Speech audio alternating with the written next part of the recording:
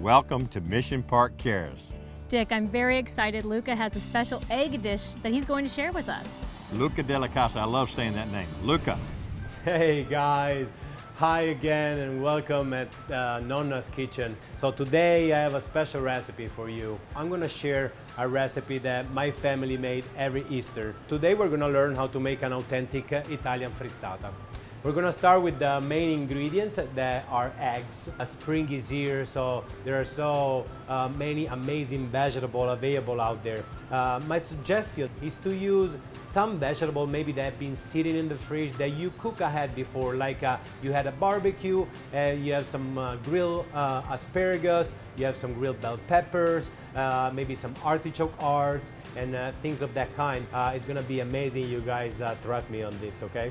All right, so guys, let's start with the eggs. We're gonna break them all in a big bowl and we're gonna whisk them together. Don't be scared of knocking the eggs on the table. Use like a gentle pressure.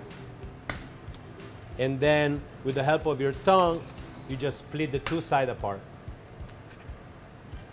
Okay, I'm gonna start beating the eggs with a whisk.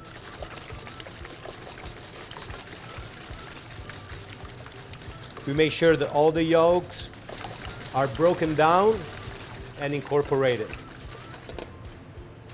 I'm just gonna season the eggs and picture in your mind to put a sprinkle of salt for each egg in your bowl.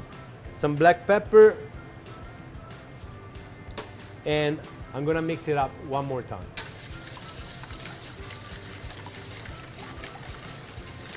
Perfect. I have a cauliflower here that has been just blanched in water. I'm gonna have a nice fresh bite into the cauliflower that is gonna be surrounded by the eggs and the cheese. Amazing, I can already taste that. We have some zucchini, they were grilled, an asparagus, some sun-dried tomatoes. I love these tomatoes, guys. Any time of the year, on your salad, on your chicken, on a piece of toast and some avocado, delicious.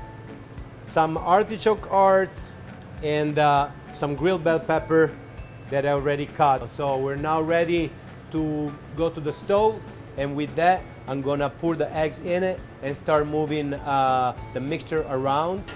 You see how immediately the eggs start cooking in. I'm gonna fold in all these sides that are already cooked up to create the center for the frittata. I keep the pan close to the heat, but not directly on it. Again, this is very important. Otherwise, I would start with a too hot of a pan and the bottom would burn by the end.